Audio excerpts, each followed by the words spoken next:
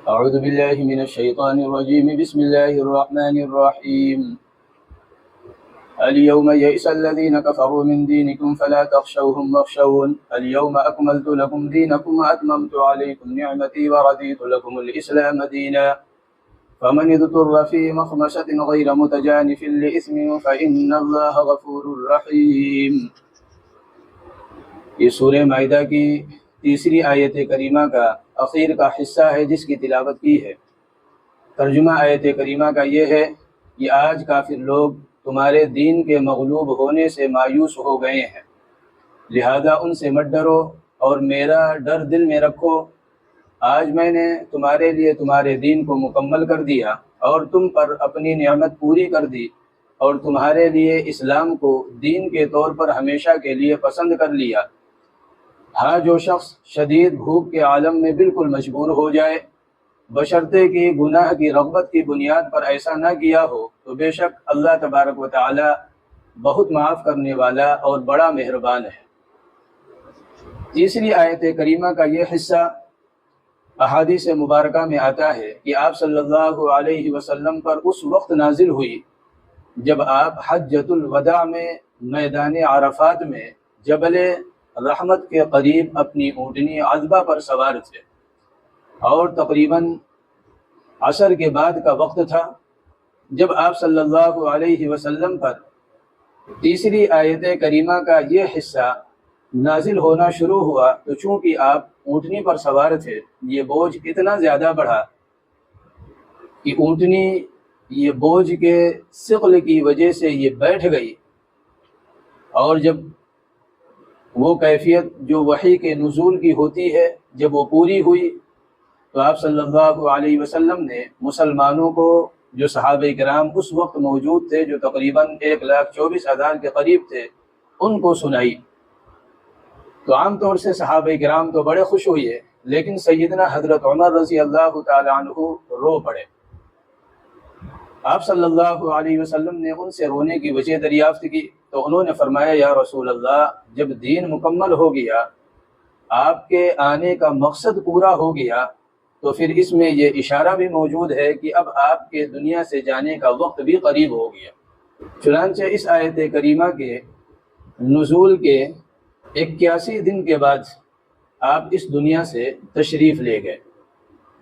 لہذا سیدنا حضرت عمر رضی اللہ تعالی عنہ نے یہ آیت کریمہ کے نزول سے سمجھ لیا کہ جب مقصد پورا ہو گیا، نبی کے آنے کا جو مشن تھا وہ مشن اپنے تکمیل کو پہنچ گیا، تو اب آپ صلی اللہ علیہ وسلم جانے والے ہیں۔ اور ہوا بھی وہی کہ اس کے بعد آپ صلی اللہ علیہ وسلم 81 دن دنیا میں اور بقید حیات رہے، اس کے بعد اپنے مالک حقیقی سے جا ملے۔ یہ آیت جو اس خاص شان اور اہتمام کے ساتھ نازل ہوئی، اس کا مفہوم بھی اسلام اور مسلمانوں کے لیے ایک بہت بڑی خوشخبری تھی، انعام بھی تھا اور اسلام کا طر امتیاز بھی ہے، جس کا خلاصہ یہ ہے کہ دین حق اور نعمت الہی کا انتہائی معیار جو اس عالم میں بنی نوع انسانی کو عطا ہونے والا تھا، آج وہ مکمل کر دیا گیا۔ گویا حضرت آدم علیہ السلام کے زمانے سے جو دین حق اور نعمت الہیہ کا نزول کا ایک حصہ اولاد آدم کو عطا ہوتا رہا، آج وہ دین اور نعمت مکمل صورت میں خاتم الانبیاء صلی اللہ علیہ وسلم کو عطا کر دی گئی۔ اس میں تمام انبیاء علیہ السلام کے زمرے میں سید الانبیاء حضرت محمد صلی اللہ علیہ وسلم کی فضیلت اور افضلیت ثابت ہوتی ہی ہے، لیکن تمام امتوں میں امت محمدیہ اس کی بھی شان یہ آیت کریمہ ظاہر کرتی ہے۔ اسی لیے ایک مرتبہ چند یہودی علماء حضرت عمر رضی اللہ تعالیٰ عنہ کی خدمت میں حاضر ہوئے، اور حاضر ہو کر انہوں نے کہا کہ تمہارے قرآن میں ایک آیت ہے، اگر ہم یہودیوں کو یہ آیت ملتی، ہمارے اوپر اس کا نزول ہوتا تو ہم اسے عید کا دن بنا لیتے۔ سیدنا حضرت عمر رضی اللہ تعالیٰ عنہ نے فرمایا، وہ کون سی آیت ہے؟ انہوں نے یہی آیت کہ الیوم اکملت لکم دینکم واتممت علیکم نعمتی ورضیت لکم الاسلام دینا سنایا۔ حضرت عمر رضی اللہ تعالیٰ عنہ نے فرمایا، میں جانتا ہوں کہ یہ آیت کب نازل ہوئی تھی اور کس دن نازل ہوئی تھی۔ یعنی اس دن ہماری دو عیدیں جمع تھیں، ایک تو عرفات کا دن تھا اور مزید یہ کہ وہ عرفہ کا جو دن تھا وہ جمعے کا دن تھا، تو ہماری تو دو عیدیں جمع تھیں۔ سیدنا حضرت عمر رضی اللہ تعالیٰ عنہ کے اس جواب سے ایک اسلامی اصول کی طرف اشارہ ملتا ہے جو تمام اقوام اور مذاہب میں صرف مذہب اسلام کا در امتیاز ہے۔ اب غور کریں، دنیا میں جتنے بھی مذاہب ہیں ہر مذاہب میں کوئی نہ کوئی تیوہار ہے، لیکن غور کریں گے تو آپ کو معلوم ہوگا کہ ان کے جتنے بھی تیوہار ہیں یہ تمام ماضی کے کسی اہم واقعے کے ساتھ مربوط نظر آئیں گے۔ یعنی آپ غور کریں گے پتہ چلے گا کہ دنیا میں جو تیوہار اقوام مناتی ہے وہ ماضی کے کسی نہ کسی واقعے کے ساتھ مربوط ہوتا ہے، لیکن اسلام نے جو عیدیں دی یا اسلام نے خوشی منانے کے جو مواقع دیے وہ ماضی کے کسی واقعے کے ساتھ مربوط نہیں کیا۔ آپ دیکھیے حج یہ سیدنا حضرت ابراہیم علیہ السلام کی یادگاریں ہیں، ان کا عمل ہے، لیکن سیدنا حضرت آدم علیہ السلام کے وہ اعمال جو لوگوں کو سبق دیتے ہیں کہ اپنے جذبات کو اللہ تبارک و تعالیٰ کے مرضی پر قربان کر دینا چاہیے، اللہ جب جس چیز کا مطالبہ کرے اسے قربان کر دینا چاہیے۔ تو جو اہم چیزیں ہیں، مثلا مینا ہے، مینا میں 3 جگہ جو کنکریاں ماری ہیں، شیطان نے بہکانے کی یہی کوشش کی ہے کہ اتنے دعاؤں کے بعد یہ بیٹا ملا ہے، اکلوتا ہے، آپ اسے ذبح کر دیں گے، آپ کے بڑھاپے کا سہارا ہے۔ ابراہیم علیہ السلام نے اس کو کنکر مارا ہے کہ تو حکم خدابندی سے مجھے دور کرنا چاہتا ہے، تو مردود ہے۔ تو اس کنکر مارنے کو جو ایک سبق دیتا ہے کہ انسان کو اللہ کے حکم کے سامنے جب بھی کوئی رکاوٹ آئے اسے عبور کرنا چاہیے، نہ کہ اس میں پھنس کر ناکام ہو جائے۔ اسی طرح حضرت ہاجرہ رضی اللہ تعالی عنہ کی وہ دوڑ جو اپنے بیٹے کے پانی کے تلاش میں نکلی تھی کہ کہیں سے کچھ ملے، جو ایک آس اور امید لے کر اس پر دوڑ لگا رہی تھی، یہ دوڑ اللہ تبارک و تعالیٰ کو اس قدر پسند آئی کہ اسے حج کا ایک اہم رکن بنا دیا اور شاعر اسلام اس کو کہا ان الصفا والمروۃ من شعائر اللہ۔ اس کے پیچھے کیا کہانی ہے کہ حضرت ہاجرہ وہ ہیں جنہوں نے اپنے خاوند سے یہ کہہ دیا تھا کہ اگر آپ کو یہ حکم اللہ نے دیا ہے کہ ہمیں یہاں چھوڑ دیا جائے تو آپ جائیے، اللہ ہمیں ضائع نہیں کرے گا، قربانی کے لیے اپنے آپ کو پیش کر دیا۔ اسی طرح ہمیں جو 2 عیدیں دی ہیں، یہ دونوں عیدیں ماضی کے کسی خاص واقعے کے ساتھ آپ کو مربوط نظر نہیں آئیں گے۔ آپ دیکھیے جب رمضان المبارک میں روزہ رکھ کر اللہ کی اطاعت و فرما برداری کر کے جب مہینہ مکمل کرتے ہیں تو اس کے اگلے دن اللہ فرماتا ہے ٹھیک ہے اب خوشی منا لو، اور خوشی کا طریقہ کیا کہ گھر سے تکبیر کہتے ہوئے نکلو اور عیدگاہ میں جا کر 2 رکعت شکرانے کی ادا کر لو۔ بقرعید جو دی وہ حج ایک جو اہم فریضہ ہے اس کی ادائیگی کی تکمیل جب ہوتی ہے تو اللہ تبارک و تعالیٰ نے پھر یہ دیا کہ اب یہاں بھی خوشی منا لو۔ وہ خوشی کس طرح کہ یہاں پر بھی 2 رکعت شکرانے کی نماز ادا کر لو، اگر صاحب حیثیت ہو تو قربانی کر لو، گوشت خود بھی کھاؤ، جو غربا اور مساکین ہیں ان کا بھی خیال کرو۔ تو اسلام نے ہمیں جو تہوار دیا، خوشی منانے کا جو دن دیا، وہ ماضی کے کسی واقعے کے ساتھ اس کو مربوط نہیں کیا، بلکہ ہر جگہ آپ دیکھیے کہ وہ چیزیں ہیں جو انسان کی کامیابی کے لیے ضروری ہیں ان کے ساتھ انہیں مربوط کر دیا، انہیں باندھ دیا، نہ کہ کسی شخص کے ساتھ اس کو مربوط کیا۔ یعنی ابراہیم علیہ السلام کی پیدائش یا ان کی وفات ان چیزوں کے ساتھ مربوط نہیں کیا، بلکہ ابراہیم علیہ السلام نے جو عمل کیا اور انسان اس عمل کے ذریعے سے جو سبق حاصل کر رہا ہے، یہ سبق ایسے ہیں جن کے ساتھ اسلام نے ہمیں جوڑا ہے کہ دیکھو شخصیت پرستی کا اسلام میں کوئی تصور نہیں ہے، بلکہ اگر کچھ ہے تو پھر وہ ان اعمال ہیں، وہ اصول اور قواعد ہیں جو تمہیں مقصد زندگی کا پتہ بتانے والے ہیں اور تمہیں کامیابی کی طرف لے جانے والے ہیں۔ لہذا حضرت عمر رضی اللہ تعالیٰ عنہ نے جو یہ بات فرمائی، یہ اشارہ کر دیا کہ بھئی ہمیں معلوم ہے کہ وہ ایک عرفہ کا دن ہے اور دوسرا وہ عرفہ کا جو دن ہے وہ جمعے کا دن ہے، لہذا ہماری دو عیدیں جمع تھیں۔ اس آیت کریمہ میں اللہ تبارک و تعالیٰ نے جو بات شروع فرمائی کہ الیوم یئس الذین کفروا من دینکم فلا تخشوہم واخشون، یہ جو 10 ہجری ہے جس میں آپ صلی اللہ علیہ وسلم یہ حج ادا فرما رہے ہیں، اس سے پہلے آپ جائیے تو مسلمانوں کے جو حالات کی کمزوری تھی،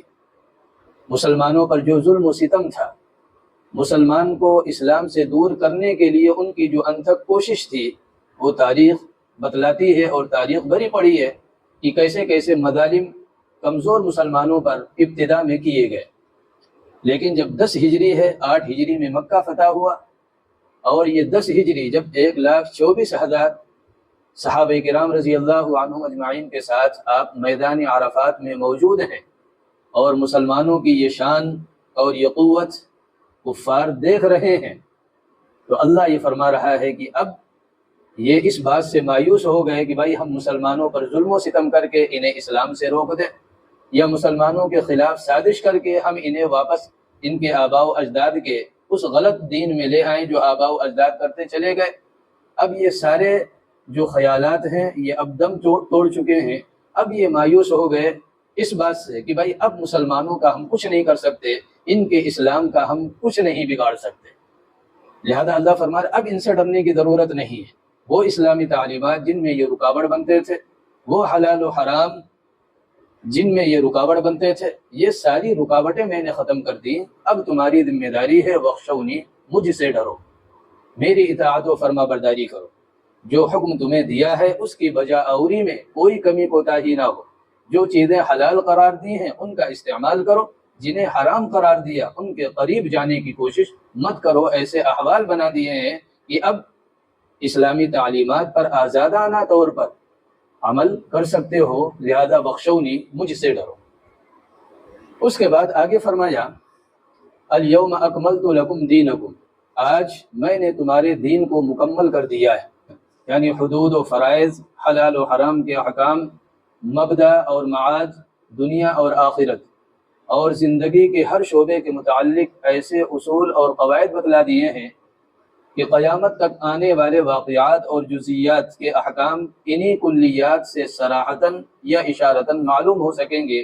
اور قیامت تک اس میں زیادتی اور ترمیم کی ضرورت نہ ہوگی۔ یہ کتنا بڑا انعام ہے کہ ہمیں اور آپ کو اللہ نے وہ دین دیا ہے جو دین قیامت تک رہے گا، اور اس دین کی خوبی یہ ہے کہ یہ دین کامل اور مکمل ہے ہر اعتبار سے۔ اس سے یہ مطلب نہیں نکالنا چاہیے کہ اس سے پہلے جو انبیاء علیہم السلام کو دین دیا گیا وہ ناقص تھا، نہیں، بلکہ وہ انبیاء علیہم السلام جو سابق میں گزرے ہیں ان کو جو دین دیا گیا اس وقت کے لحاظ سے وہ دین مکمل تھا، لیکن اللہ کے علم میں یہ بات تھی کہ آج جو یہ دین مکمل ہے، یہ کل جب دوسری اقوام آئے گی، دوسرے حالات ہوں گے تو اس دین کے اندر تبدیلی کی ضرورت ہوگی، اس قوم کے اعتبار سے وہ دین مکمل نہیں ہوگا۔ اسی طرح وہ درجہ بدرجہ چلتا رہا، لیکن جب مذہب اسلام کو اللہ تبارک و تعالیٰ نے آپ صلی اللہ علیہ وسلم کے ذریعے سے امت محمدیہ کو دیا تو اب یہ ایسا دین ہے کہ اب یہ قیامت تک جتنے بھی آنے والے احوال ہیں، جتنے بھی معاملات ہیں، جتنے بھی واقعات ہیں، یہ تمام کے تمام اسلام کے جو اصول اور ضوابط بیان کیے گئے ہیں ان میں ان واقعات کا حل تلاش کیا جائے، وہ موجود ہے۔ اس کے بعد پھر آگے اللہ تبارک و تعالیٰ نے فرمایا وَأَتْمَمْتُ عَلَيْكُمْ نِعْمَتِي، اور میں نے اپنی نعمت کو تم پر مکمل کر دیا۔ مسلمانوں کا غلبہ اور عروج اور ان کے مخالفین کا مغلوب ہونا جس کا ظہور فتح مکہ میں ہوا اور رسوم جاہلیت کے مٹانے سے، اور اس سال یعنی سن 10 ہجری میں حج میں مشرکین کے شریک نہ ہونے کے ذریعے سے ہوا۔ اللہ تبارک و تعالیٰ نے مسلمانوں کو غلبہ دیا۔ وہ مسلمان جو چھپ چھپا کر اپنے دین و ایمان کو بچانے کے لیے مدینے کی طرف جانے پر مجبور ہوئی ہے، آج وہی مسلمان 8 ہجری میں مکہ فتح کر رہے ہیں۔ پھر وہی مسلمان سن 10 ہجری میں حجۃ الوداع کے موقع پر تقریباً 1.25 لاکھ ہیں، اور پھر یہ اعلان بھی ہے کہ اب اس حدود حرم کے اندر کوئی مشرک داخل نہیں ہوگا اور پورا حرم کفر و شرک سے پاک ہو گیا ہے۔ اللہ فرما رہا کہ میں نے اپنی نعمت بھی تم پر تمام کر دی ہے۔ آگے ایک اور بڑا خوبصورت جملہ فرمایا، وَرَضِيتُ لَكُمُ الْإِسْلَامَ دِينًا، اور میں نے بطور دین اسلام کو ہمیشہ کے لیے پسند کر لیا ہے۔ یعنی اب اگر کسی کو اللہ کی مرضی اور خوشنودی تلاش کرنی ہے تو اسے مذہب اسلام کا پابند ہونا پڑے گا، مذہب اسلام سے ہٹ کر کسی اور دین پر وہ زندگی گزارے اور یہ سوچے ہم کامیاب ہو جائیں گے، اللہ کی رضا اور خوشنودی ہمیں حاصل ہوگی۔ تو اللہ نے قرآن کریم میں یہ بیان فرمایا ہے، وَمَن يَبْتَغِ غَيْرَ الْإِسْلَامِ دِينًا فَلَن يُقْبَلَ مِنْهُ، جو اسلام کو چھوڑ کر کسی اور دین میں کچھ تلاش کرے گا، اس پر چلے گا، اس کی اتباع کرے گا، اللہ اسے قبول نہیں کرے گا۔ یعنی اب مقبول دین، محبوب دین اور اللہ کی مرضی جس دین میں ہے وہ صرف اور صرف مذہب اسلام ہے۔ پھر آگے اللہ نے فرمایا، فَمَنِ اضْطُرَّ فِي مَخْمَصَةٍ غَيْرَ مُتَجَانِفٍ لِإِثْمٍ فَإِنَّ اللَّهَ غَفُورٌ رَحِيمٌ۔ اوپر حرمت علیکم المیتۃ والدم ولحم الخنزیر وما اہل به لغیر اللہ، یعنی حرام جانوروں کی ایک فہرست بیان کی تھی اللہ تبارک و تعالی نے۔ اب آیت کریمہ کے آخر میں یہ بات اللہ نے بیان کی ہے کہ اگر کوئی شخص مضطر ہو، یعنی اس طرح مجبور ہو جائے، کہیں ایسی جگہ پھنس گیا جہاں ان حرام چیزوں کے علاوہ کوئی حلال چیز نہیں ملتی، وہاں مردار کا گوشت ملتا ہے، وہاں اس طرح گندے جانور کا گوشت ملتا ہے، یعنی خنزیر کا گوشت ملتا ہے، تو اب ایسی صورت میں اپنی جان بچانے کے لیے وہ شخص اتنی مقدار کھا لے جس سے اس کی جان بچ سکے، تو اللہ فرما رہا ہے یہ اس کے لیے اجازت ہے، کوئی گناہ کی بات نہیں۔ لیکن ہاں دوسری آیت میں دوسری جگہ فرمایا، غیر باغ ولا عاد، یعنی آج موقع ملا تو وہ یہ سوچے کہ چلو آج تک تو کبھی کھایا نہیں تھا لیکن آج بھرپور پیٹ کھائیں، اس میں کھانے میں جو لذت ہے اسے تلاش کریں۔ اگر ایسا کرے گا تو ظاہر سی بات ہے گنہگار ہے۔ لیکن اگر وہ بندہ بقدر مجبوری اتنی مقدار کھا لے کہ اس کی زندگی بچ جائے اور وہ ایسی جگہ پہنچ جائے جہاں حلال اسے میسر ہو، تو اللہ فرما رہا ہے کہ نہیں، اس کی اسے اجازت ہوگی، یہ اس کے لیے حرام نہیں ہوگا، بلکہ اس وقت اس کے لیے یہ جو حرام چیزیں ہیں وہ حلال ہوں گی۔ آگے فرمایا فَإِنَّ اللَّهَ غَفُورٌ رَحِيمٌ، اللہ معاف کرنے والا اور رحم کرنے والا ہے۔ یعنی اب جب اللہ نے ایک چیز جو حرام تھی وہ حلال کر دی تو وہاں پھر انسان کو اپنی جو طبیعت ہے اس کو معیار نہیں بنانا چاہیے، یعنی ہم مر جائیں گے لیکن یہ گندا جانور ہے، طبیعت نفرت کرتی ہے، ہم نہیں کھائیں گے، یہ اپنی جو ذات ہے اسے پیمانہ نہیں بنانا چاہیے۔ بھائی جس رب نے حرام کیا تھا تو ہم اسے حرام سمجھ رہے تھے، لیکن وہی رب اب یہ کہہ رہا ہے کہ بھائی تم مر رہے ہو، نہیں کھاؤ گے تو مر جاؤ گے، تو کھا لو، تو اب وہی رب اسے حلال کر رہا ہے۔ اس لیے فرمایا رحیم و رحم کرنے والا بھی ہے، یعنی جس طرح جب وہ چیزیں حرام تھیں ان سے بچ رہے تھے، اللہ کی رحمت تمہاری طرف متوجہ ہو رہی تھی، اسی طرح جب یہ چیز جو حرام تھی جب اللہ نے کہہ دیا حلال ہے کھا لو، تو اب اگر کھاؤ گے تو پھر اللہ کی رحمت تمہاری طرف متوجہ ہوگی، اس لیے کہ تم نے اللہ کے حکم پر عمل کیا ہے، نہ کہ اپنی طبیعت کو معیار بنایا ہے۔ اللہ تبارک و تعالی ہم سب کو کہنے سننے سے زیادہ عمل کی توفیق دے۔ وآخر دعوانا ان الحمد للہ رب العالمین۔